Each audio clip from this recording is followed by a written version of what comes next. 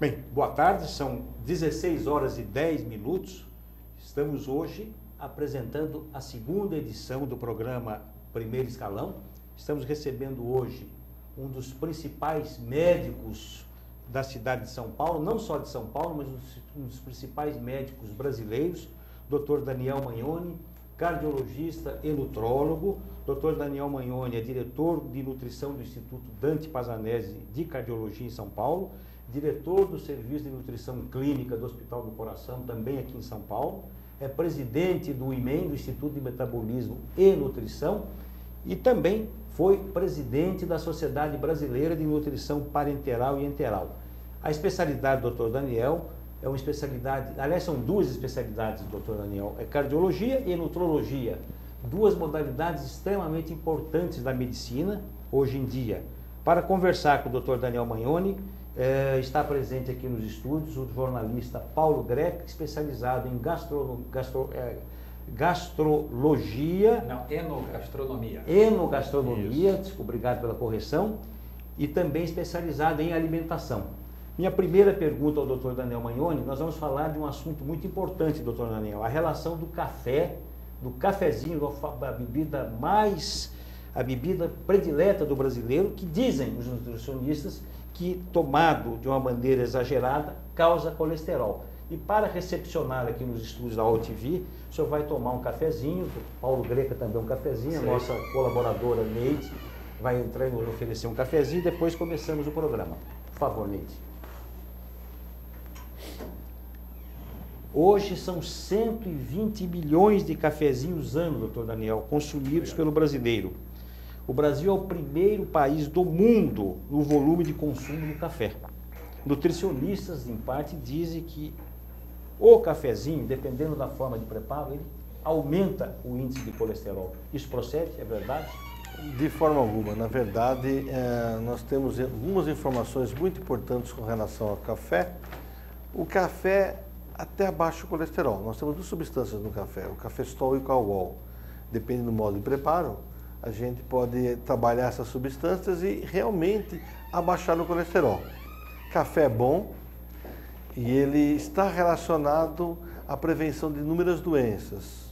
Somente causa algum tipo de mal na medida que você abusa. O que é o abusar? Abusar em torno de 4 a 5 xícaras por dia. Já é um abuso? Já é um abuso. 4, 5, depende da forma de preparo. Esse cafezinho que nós tomamos aqui, que é um café do Equador, esse pode chegar até 8, 10 xícaras por dia. Agora, o que interfere no malefício, o que causa o malefício é o excesso da cafeína, doutor? Realmente, o café, ele tem algumas substâncias, uma delas é a cafeína. A cafeína, ela tem uma ação de aumentar a frequência cardíaca. Tem uma outra ação também de estímulo hormonal, na medida que você promove mais secreção de hormônios relacionados à gastrite, por exemplo. Então, muito café é muita cafeína.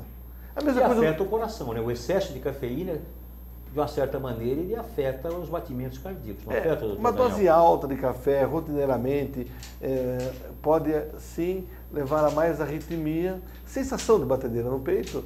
Em pessoas predispostas, pode levar uma arritmia mais grave. Agora, essa dose, quando você fala em dose alta, seria a quantidade de café ou a concentração?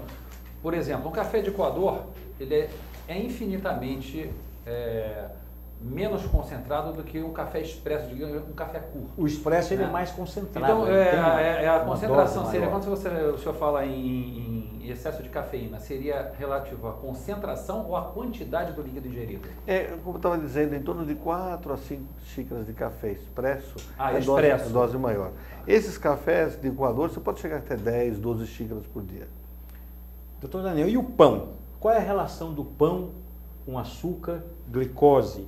Dizem também que o pão consumido em excesso no café da manhã, o brasileiro tem o hábito de tomar junto com o café, comer 1 ou 2 pães, ou às vezes 2 pães franceses. Dizem que o pão também acarreta no aumento da glicose no sangue e depois, com médio e longo prazo, você acaba adquirindo uma diabetes.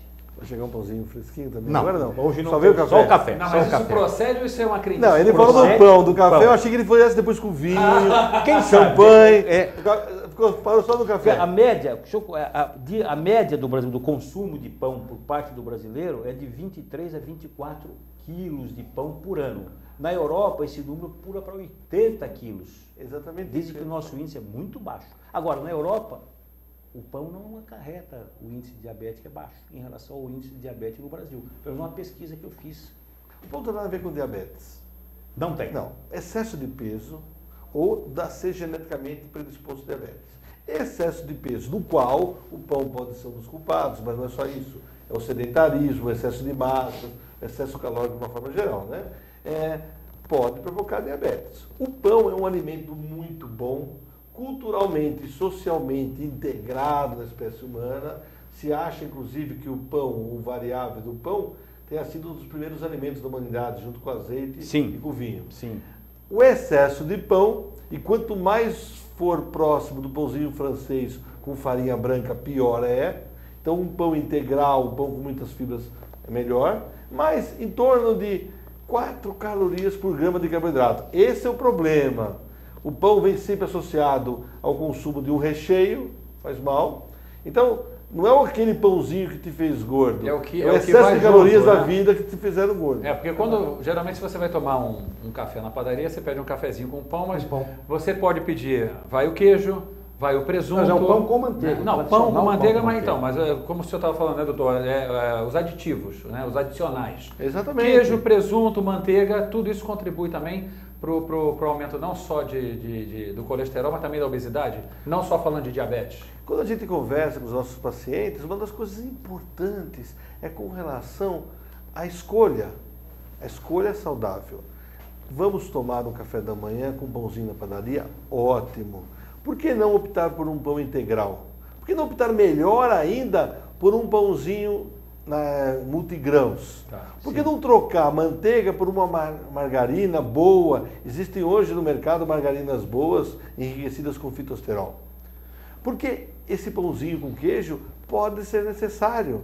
Nós sabemos que nós temos uma deficiência muito importante da ingesta de cálcio, que está no leite e nos derivados. Perfeito. Então, um pãozinho com fibra, com queijo, com baixo colesterol, vai suprir o cálcio. E a pessoa, tem uma boa alimentação, vai contrabalançar a sua deficiência de cálcio do dia a dia. Por falar em padaria, me interrompendo, Greco, eu queria que o senhor falasse um pouco sobre a padaria do Hospital do Coração, que o senhor dirige ao serviço de nutrição e nutrologia, e o pão do Hospital do Coração, ele é utilizado como um alimento no tratamento de inúmeras doenças de cardiopatas. Como nós estamos conversando sobre o pão... Existe ainda essa padaria no Hospital do Coração? Existe a padaria... Que foi lançada pelo senhor, se não me falha a memória, há 10, 15 anos atrás. Foi uma matéria importante nos principais veículos. Nós tentamos utilizar mais fibras. Então, um pão com mais fibra é bom para diabetes, é bom para baixar o colesterol, é bom para prevenir câncer intestinal e alterações intestinais. Então, a escolha saudável é o que tem de melhor. É a educação. O que nós temos hoje é muita ação tentando curar e pouca ação educacional feita pelos métodos governamentais. Acho que nós devemos ter uma ação mais educacional e a pessoa poder escolher uma que tem de melhor. Por falar em métodos governamentais, o senhor não acha que o governo federal, estadual, municipal, não poderia exercitar mais, utilizar mais de campanhas educativas para a população, ensinando como prevenir com alimentação saudável, a prática de exercício? Eu não vejo a utilização por parte dos governos federal, estadual e municipal, a utilização da mídia com campanhas preventivas. Olha, nós temos um projeto chamado Obesidade Zero. É um projeto que veio do Dante Pazanese, nós já apresentamos esse projeto com o ministro da Saúde, já é um projeto de lei que está tramitando na Câmara de São Paulo em nível federal. Esse projeto Obesidade Zero ataca a obesidade e ataca a falta de alimentação em vários pontos. Educação nutricional. Mas esse projeto já está em funcionamento, Obesidade Zero? Vai ser votado no mês que vem na Câmara Municipal de São Paulo. Sim. É um projeto que eu assessorei o vereador Paulo Frange com relação a isso. Já está para ser votado na Câmara Federal, por meio do deputado Eleusis Paiva. Sim. Em São Paulo, talvez nós tenhamos uma grande ação nesse sentido, que começa a pensar obesidade. E o que é pensar obesidade? Pensar obesidade é inserir educação em todos os momentos. Educação no merenda escolar, por que não liberar barraquinhas de frutas na cidade de São Paulo, higienicamente preparadas, assessoradas pela terceira idade, por deficientes, e a pessoa às vezes está na cidade, não só tem um fast food para comer, poderia ter uma fruta, mexer na merenda. As pessoas hoje vão no posto de saúde e são muito bem atendidas, mas ninguém pesa e mede. Então, você quer tratar uma dor de dente, vá ao posto de saúde, mas obrigatoriamente essa pessoa deve ser pesada e medida, e em troca de tratar bem o seu dente, você tem que participar do projeto educacional, assistir alguma aula, receber algumas orientações sobre nutrição saudável, sobre escolha saudável. É isso, Caetano. O que falta é educação da população. O senhor falou em merenda escolar. Sabe-se hoje que mais de 50% das crianças matriculadas, crianças de idade entre 5, 6, 7, 8 até 10 anos, nas escolas públicas tem mais de 50% de desnutrição. Depois eu queria aproveitar desnutrição, também, isso é muito grave. Eu queria aproveitar, aqui, já que o senhor falou em educação alimentar, né, não existe uma educação alimentar adequada ou expressiva na mídia, como o Caetano citou aqui.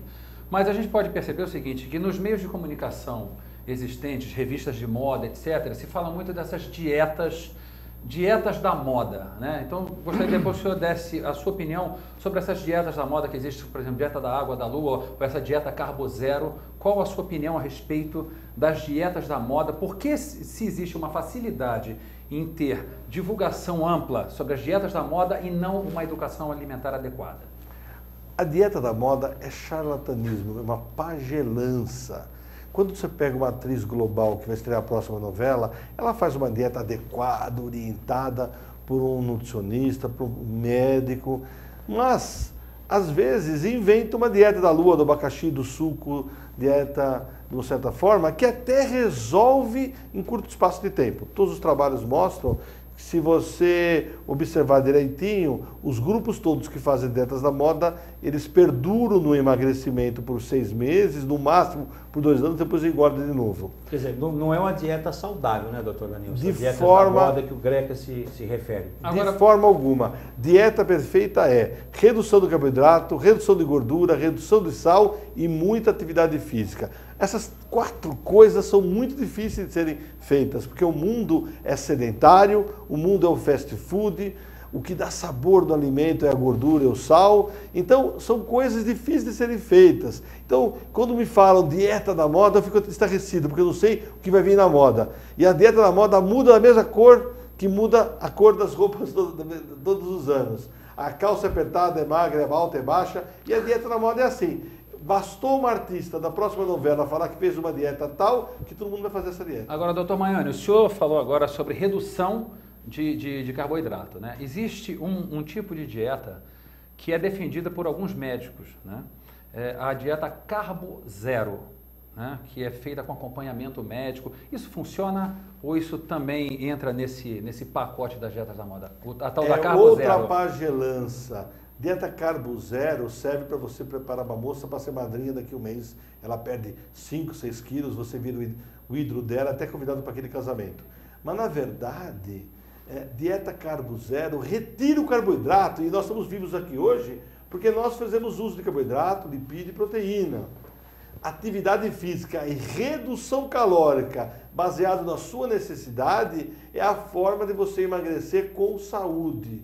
A dieta carbo zero leva a um aumento de consumo de carne, aumento de consumo de gordura saturada, aumento de consumo de sal, propicia lesões renais, formações de mais pedras, pode aumentar o colesterol, dá problemas importantes no aspecto urinário, as fezes deixam de ser bem formadas, viram pastosas, e também tem uma coisa interessante, a pessoa fica mais agressiva.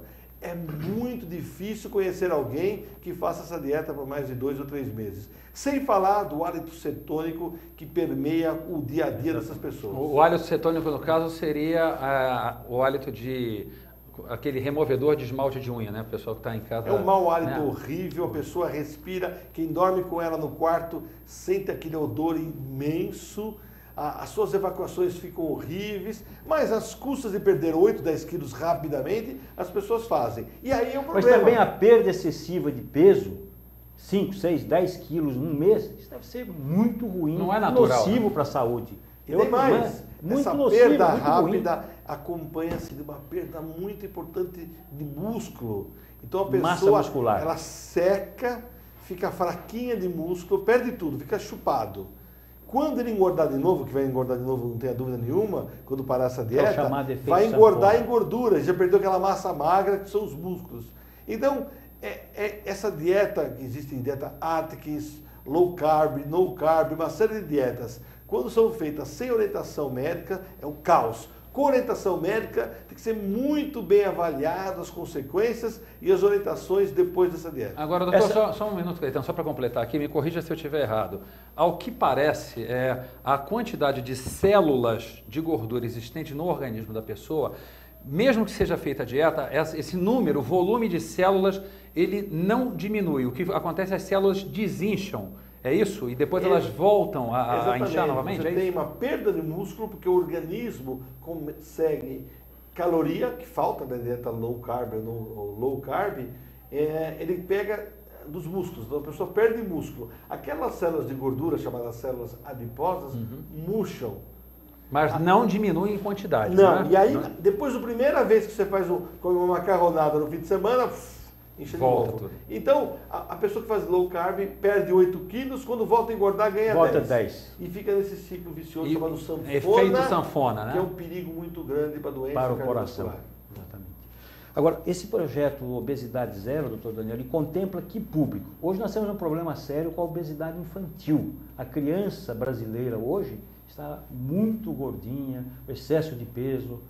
Ele contempla esse público, o público infantil, a obesidade zero, ou é um projeto que contempla mais o público adulto? Ele contempla a sociedade como um todo.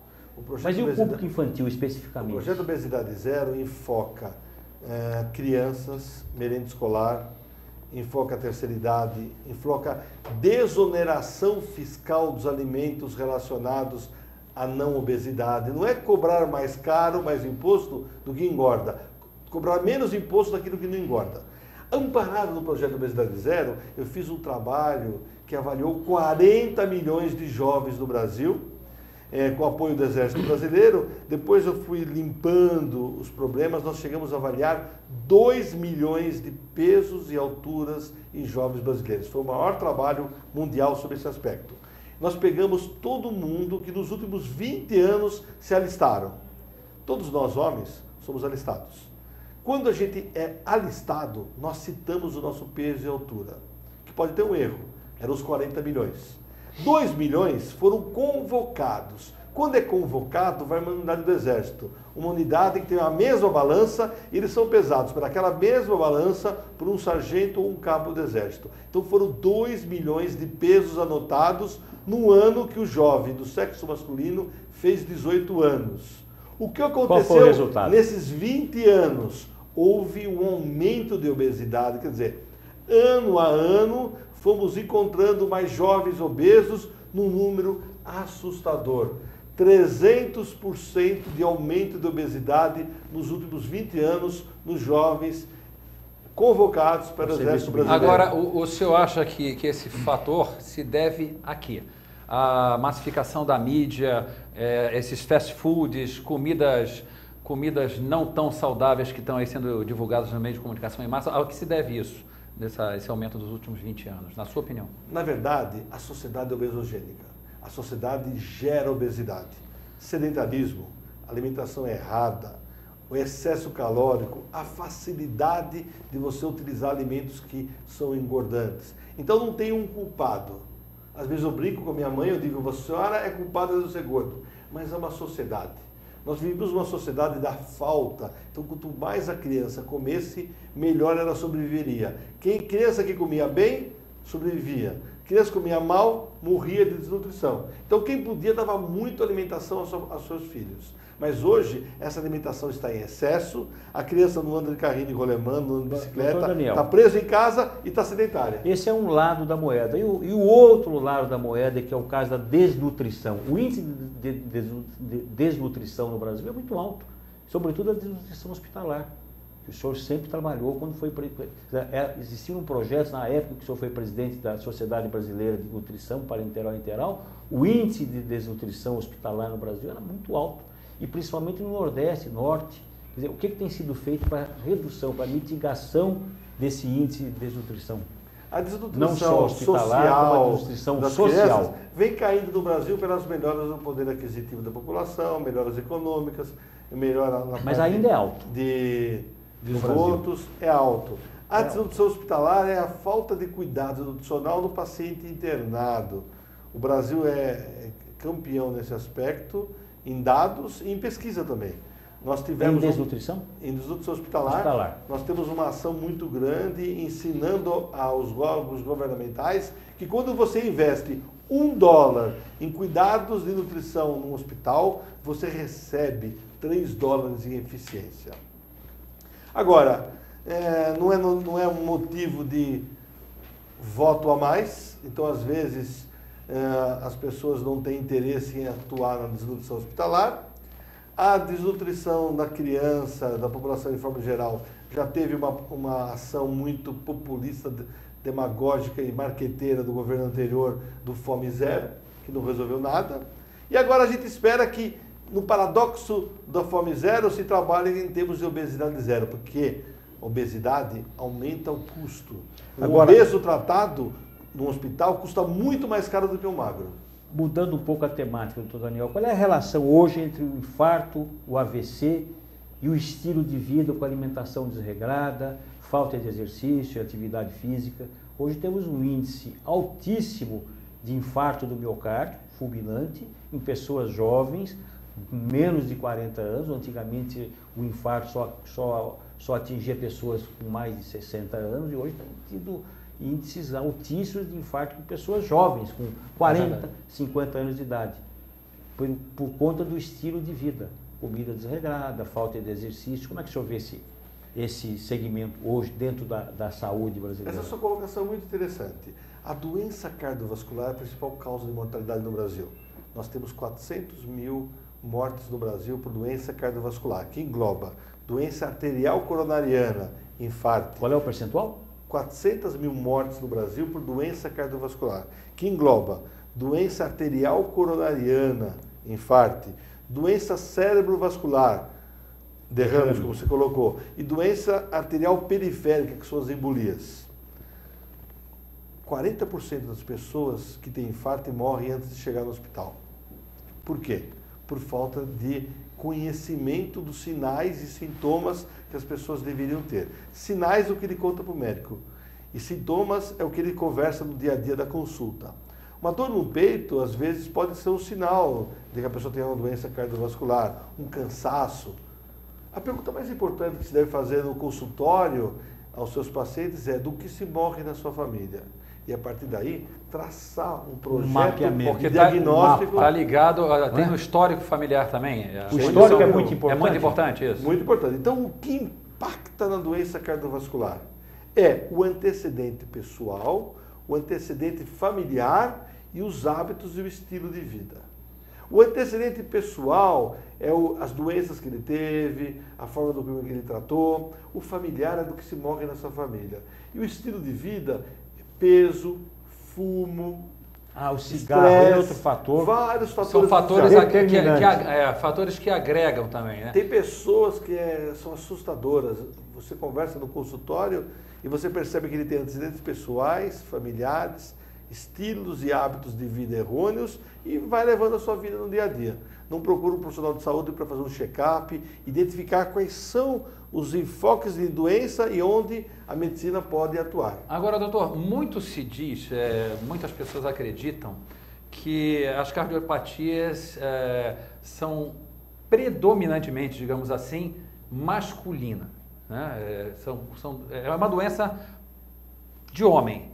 Eram. Não, então, isso tem um fundo de verdade, as mulheres têm menos tendência a serem cardiopatas ou há um equilíbrio? Então, esse problema está relacionado a quê? Só complementando a pergunta do Greca, não teria sido o fato da mulher hoje estar participando mais efetivamente do mercado de trabalho, com a vida mais estressante, cuidando do trabalho e da família, do marido, dos filhos? Não é um fator preponderante. A mulher também não fumava. Hoje ela fuma muito. Não, porque eu escuto muito dizer assim, não, doença de coração é coisa de homem, a mulher quase não tem esse problema. Isso tem um fundo de verdade ou... É mito ou é verdade? É mito ou é verdade? Há 30 anos atrás, quando eu entrei no Hospital do Coração, em Pazanese, de 10 pacientes na unidade coronária, 8 eram homens e 2 eram mulheres. 30 anos. 30 anos. Ou seja, 20% do público feminino. Tá. Hoje em dia, a cardiopatia, a doença cardiovascular, a doença arterial coronariana nas mulheres é exatamente igual ao homem. E tudo isso é meio associado. a meio, doutor Danilo? E eu diria que até às vezes mais hoje em dia. Mas, por que isso? Estilo de vida, sedentarismo e a entrada da mulher no mercado de trabalho. Hoje uma mulher tem a mesma vida de um homem. Acorda às 7, vai para o escritório, fuma, tem reunião, estresse. Só que quando ela chega nos 45, 50 anos, ela entra na menopausa. E aquela proteção que ela teria antes da menopausa hormonal se desfaz. E ela fica com mais fatores de risco, que são a falta de alguns hormônios que levam à formação de mais coágulos. Então, uma mulher de 50, 50 e poucos anos, que tem uma vida igual ao de um homem, que tem o mesmo antecedente pessoal de um homem, tem mais fator de risco para doença muscular do que aquele homem. O que ajuda um pouco mais a mulher é que ela é mais habituada a fazer o check-up. A mulher vai todo ano no médico, mais disciplinada, fazer o check-up e aí se descobre mais. O homem é muito relapso. Por isso que hoje nós estamos trabalhando no conceito da saúde masculina. É identificar precocemente a queda hormonal no homem, a fragilidade óssea, dosando vitamina D e cálcio, e também o problema do câncer de próstata. A mulher, ela vai no ginecologista e investiga a fundo os seus fatores de risco, e às vezes o ginecologista também já consegue ver a parte do homem nem tanto, né, do coração. O homem é meio largado, mas isso tem que mudar. Está mudando. E a reposição hormonal? O senhor falou em hormônio. Qual é o papel da reposição hormonal nesse processo de prevenção do infarto, do AVC? Tanto para o homem quanto para a mulher, exatamente, né, tanto para o homem como para a mulher. A prevenção hormonal faz parte das reposição. A prevenção da deficiência hormonal faz parte das modernas técnicas. Ela deve ser instituída depois de uma avaliação médica muito bem feita por um ginecologista. Muitas mulheres se beneficiam muito, algumas pouco, outras nenhum, mas isso deve ser muito bem visto com o seu ginecologista. Isso, doutor, essa coisa da reposição hormonal pode levar a um câncer, algum determinado tipo de câncer, por isso o senhor fala que tem que ser muito bem avaliado. Existe algum risco de se desenvolver um câncer em função do homem ou da mulher fazer reposição hormonal? Exatamente. Não vamos falar do homem. Na mulher, quando ele está mal indicado, alguns tipos de hormônios dados erroneamente podem desencadear câncer de mama. Então, por isso tem que ser muito bem visto. Com relação ao homem, eu já tive até uma matéria outro dia num veículo muito famoso, nós temos que tomar muito cuidado. Já pode citar o veículo. Existem homens tomando em excesso testosterona. A testosterona que eles tomam para emagrecer, melhorar a pele e rejuvenescer do ponto de vista sexual pode desencadear alguns tumores, como o tumor de próstata, que estão relacionados a esse hormônio. Fora isso, essa reposição hormonal também leva a maior formação de tumores de fígado. A reposição hormonal só pode ser feita com orientação do profissional de saúde eticamente comprometido com o paciente. Não pode ser feito na academia, não pode ser feito por orientação da farmácia. Tem que ser muito bem visto. É muito boa quando muito bem indicada. Agora, aproveitando aqui, Caetano, já que o doutor falou em performance sexual, aproveitar para fazer uma pergunta aqui. Disfunção erétil. Exatamente. A pergunta é um dos temas que mais preocupa o homem depois de 50 anos. Então, a minha pergunta seria o seguinte: os medicamentos indicados para disfunção erétil, eles... Qual o benefício e o malefício que eles... assim, Para doenças, para cardiopatias em geral, digamos assim. Esses produtos para disfunção erétil são muito bons e fazem parte de uma revolução dos costumes. Mas bons para quê? Vamos lá. São exatamente igual ao que foi a pílula na década de 60, mas quando bem indicados. No passado, se dava de muito desses remédios sem orientação. Hoje, quando bem indicados, prescritos por um profissional consciente e bem treinado nesses aspectos, muda a vida da pessoa. Torna a pessoa sexualmente mais efetivo, melhora o relacionamento familiar e não causam problemas. Agora, quando mal indicado para pessoas que não podem fazer uso desse tipo de remédio, pode ser causa de muitas coisas muito sérias, como infarto, derrame, parada cardíaca, bastante fatores. Por exemplo, essa coisa da moda que tem do pessoal jovem. Também porque a disfunção erétil, o medicamento para disfunção erétil deve ser usado para quem tem o problema. E o que a gente vê muito hoje em dia é a garotada, o jovem, querendo um aumento da performance, se automedicar, porque você não precisa de receituário para você comprar na farmácia. Você vai na farmácia, pede o medicamento e você tem o medicamento disponível ali. Isso pode gerar algum tipo de problema, alguma cardiopatia também, essa automedicação ou esse uso indiscriminado sem que a pessoa tenha algum tipo de problema real? Não vai gerar cardiopatia. Esses medicamentos de disfunção erétil nasceram como remédios para pressão alta. O efeito colateral é cair muito a pressão. É o contrário. As pessoas tomavam esses remédios para tratar a pressão e os médicos começaram a observar que não abaixava tanto a pressão, mas eram muito bons na performance da ereção, na parte sexual. Os laboratórios estudaram melhor, separaram melhor as drogas e se viu que eles seriam muito úteis. Nós temos remédios para ação dentro de 1 hora, 12 horas, 24 horas. Existem indicações precisas em bula. As outras indicações chamam-se off-label. São indicações fora do que está desenvolvido. Se elas são fora do que está desenvolvido e não estão colocadas na bula que serve para uma festinha, certamente algum problema a pessoa vai ter. Perde o efeito desses remédios, por exemplo, se você utilizá-los de estômago cheio. Perde o efeito desses remédios se você utilizar bebida alcoólica conjuntamente. Os jovens não precisam desses remédios. E deve também provocar um efeito colateral, né? A utilização desses remédios com o estômago cheio, com bebida alcoólica. Não tem efeito. Não tem? Não. Agora, para as pessoas idosas, são remédios muito importantes do ponto de vista social e cultural. E emocional também. Só causam problemas quando são utilizadas fora das indicações. E não faz mal para o coração. Quando bem utilizado, quando bem indicado, não faz mal. Mas tem pessoas que tomam diariamente, doutor Daniel. Eu conheço, tenho amigos que tomam diariamente, amigos com 60, 70 anos de idade, que ingerem diariamente esses medicamentos. Isso deve fazer mal. Eu acredito. Acho que nenhum profissional de saúde indicaria. Agora, os homens são privilegiados nesse segmento. E as mulheres? Existe algum medicamento que pode aumentar a libido?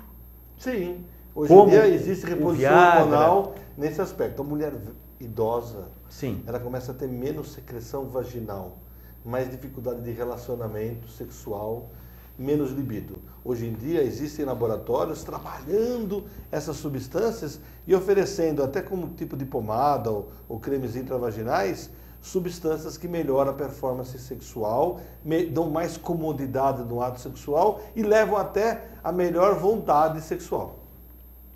São medicamentos similares ao Viagra, ao Cialis. Não, são completamente diferentes. Não, o escopo, o fim. O fim é o mesmo. O fim é o mesmo. Esses remédios para disfunção erétil, eles têm o fim da ereção. Da eminentemente masculino. Sexual. Masculino. Os outros cremes e pomadas das mulheres mexem na parte hormonal. Mas agora existem também indicações muito corretas desses remédios masculinos para doenças graves de pulmão. Porque da mesma forma que eles dilatam os vasos penianos, também melhoram a dilatação dos vasos pulmonares. Agora, no caso, o senhor falou da reposição hormonal na mulher, em função de se estimular a libido, o desejo sexual. Você também não acha, doutor, que isso está muito ligado também ao componente emocional da mulher mais velha, para poder se sentir mais não só com a lubrificação, mas poder se sentir mais desejada E o próprio fator homem emocional também, o fator emocional Greca. está ligado ao desejo, como eu poderia dizer, a recuperação do desejo, digamos assim, numa mulher que estava, digamos, apagada. A reativação. Reativação. Que Não seja. tenha dúvida nenhuma, a sua colocação é precisa. Do ponto de vista masculino, a ereção está relacionada com vários fatores vasculares, emocionais, sexuais, situacionais. A mulher também, a sua autoimagem, o seu autoestímulo está relacionado com a sua performance. Mas fora isso também tem a deficiência hormonal.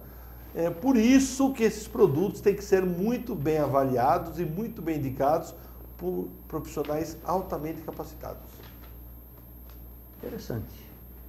Interessante. Agora, como é que o senhor vê as campanhas, voltando às campanhas, eu insisto nesse tema, o governo federal, o governo estadual, o governo municipal deveria trabalhar muito mais esse tema nas emissoras de televisão, nas emissoras de rádio, nos jornais e revistas, porque seria uma maneira de conscientizar a população da importância da dieta alimentar, a importância da atividade física. Eu pensei que você estivesse falando da parte sexual. Retomando o tema. Retomando o tema. Não, deixa eu só. Pra gente também, por que não? Não, pra gente não ir e voltar. Uma opção esclarecedora, seria uma opção também. Pra gente não ir e voltar, pra gente amarrar aqui a parte já que a gente está falando da parte sexual, nós falamos sobre educação alimentar, né? O senhor acha também que deveria haver uma educação sexual para o público, não, porque existe nas escolas para as crianças, mas para o pessoal, por exemplo, da terceira idade, existe isso ou não? Uma orientação? Não tenho dúvida que os ambulatórios de terceira idade, dos hospitais públicos, fazem essas ações, isso não tenho dúvida nenhuma. Doutor Daniel, acrescentando a pergunta do Paulo, a colocação dele, muitos hospitais em todo o país registram diariamente problemas cardiológicos com pessoas que ingerem medicamentos para disfunção erétil e que chegam ao óbito. Todos os dias há esse registro. Certo. Então a educação que o Paulo se refere, sexual, para a terceira idade, é muito importante. Para que se haja também aí um desenvolvimento, né, da parte dos velhinhos, né? Porque já que existe aí os jovens veteranos, eu chamo de velhinhos. Que seja os jovens veteranos, mas já que a tecnologia e a farmacologia está favorecendo, né? Eu acho que deveria, não sei se existe ou não, né? Mas acho que deveria existir aí um tipo de campanha ou de educação para que se faça que essas pessoas tenham uma vida sexual mais ativa. Isso existe, doutor? Não? Olha, não tenha dúvida nenhuma que nós, falando no casal, marido e mulher, na parte sexual da terceira idade, se você tratar só o homem, vai dar uma encrenca monstruosa naquela família. Então, deve ser uma ação conjunto do profissional, e para isso existem geriatras, são profissionais que devem ser colocados, para que as pessoas tenham uma boa educação, como vocês falaram. Tem que se tratar o homem, se tratar a mulher, e ver se eles querem ser tratados. O Caetano queria retomar alguma coisa a respeito da obesidade. Eu lembrei de uma conversa que a gente estava tendo aqui de bastidor, sim, na qual o senhor falava que não adianta pegar indivíduos, uma amostragem de indivíduos com a mesma idade, peso, altura, etc., e se fazer o mesmo tipo de tratamento para esses indivíduos, uma vez que cada resposta orgânica é individual. E o senhor tinha falado sobre um exame que me ensina, como era o nome? Calorimetria individual, é isso? Calorimetria. É isso? Exatamente. Nós fazemos. Eu queria, então, que o senhor explicasse para o pessoal que está em casa o que é a calorimetria individual, já que não adianta, então, você ter mesmo peso, altura e seguir o mesmo procedimento para todos, independente de peso, altura e idade, não é isso? No Instituto Metabolismo e Nutrição, IMEM, vai a propaganda, telefone 3287-1800, Pode repetir, 011 3287-1800, é efetivada uma ação chamada ANIMA,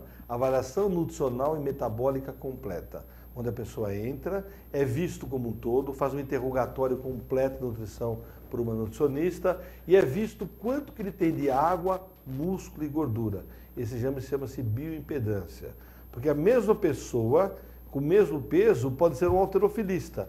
Gordo é aquele que tem muita gordura, não é aquele que está com excesso de peso. Ele pode estar magro ou gordo, pelo peso. Então aquele índice de massa corpórea não valia nada. Só sabe se a pessoa tem peso a mais ou a menos. Mas peso em excesso, obesidade, é quando tem muita gordura. Então, essa bioimpedância vai dizer se ele está gordo em músculo, o gordo em água, ou gordo em gordura. Qual é o percentual saudável? Eu queria entender Aí chama-se bioimpedância. Então, eu queria entender o que é ser gordo em músculo. O halterofilista, por exemplo. Você pega uma pessoa de 1,70 m com 90 quilos, grande atleta. Se você fizer o índice de massa corpórea, o peso pela altura ao quadrado, vai dar um índice de massa corpórea acima de 30.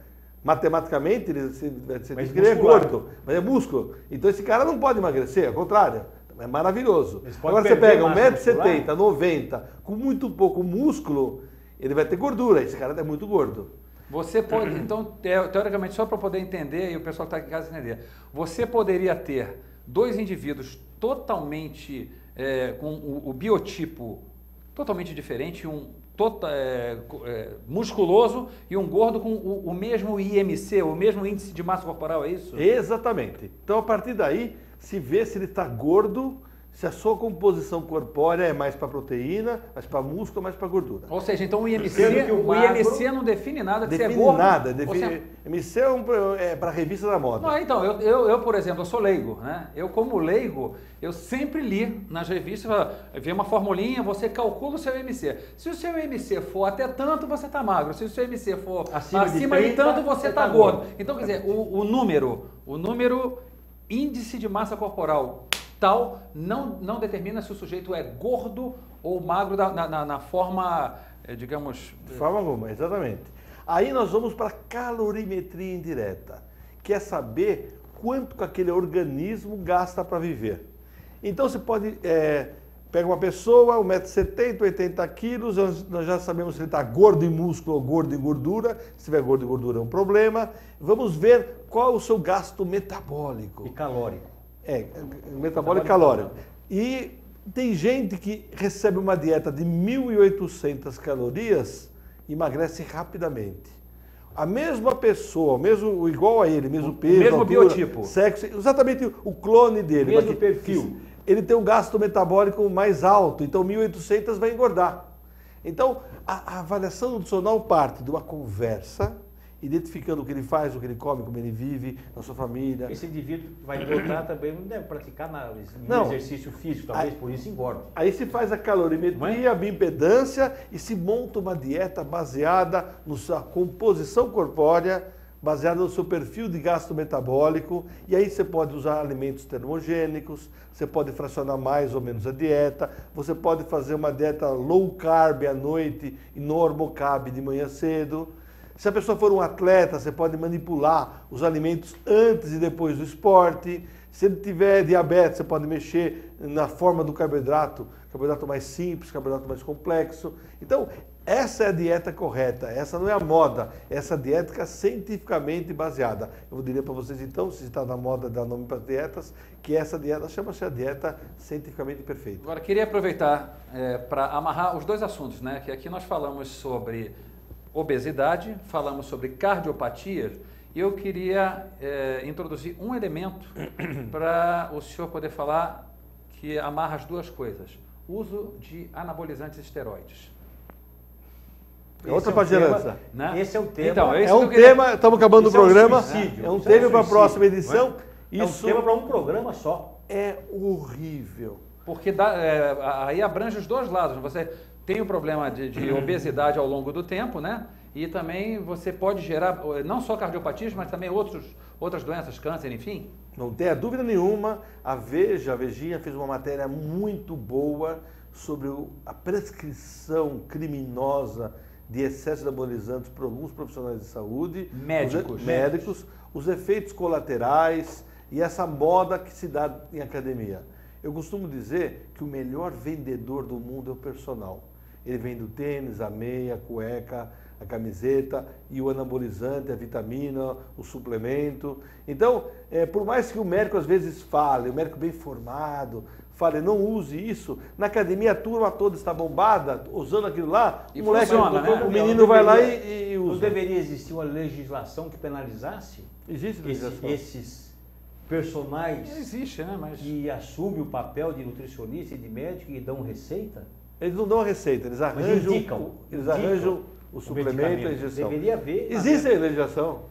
Mas e pune Devia existir efetivamente? cadeia, não legislação. Não, é legislação que penalizasse. Já tem a legislação que E que penaliza. colocasse esse pessoal na cadeia, porque são Sim. assassinos. Sim, existe penalização, mas não existe cadeia para eles, ninguém leva na cadeia. É um motivo para um outro programa. É um programa muito contundente, a gente pode trazer profissionais que trabalham muito nisso e podemos promover essa discussão bem longamente por várias horas. Bem, doutor Daniel Magnoni, muito obrigado pela sua presença, pelos seus ensinamentos, pelas suas colocações bastante elucidativas para o telespectador. E até a próxima oportunidade. Obrigado, Paulo Greco, Eu pela que sua agradeço. participação Obrigado. brilhante, perguntas pertinentes, perguntas obrigado. bastante apropriadas. Até a próxima terça-feira, se Deus quiser.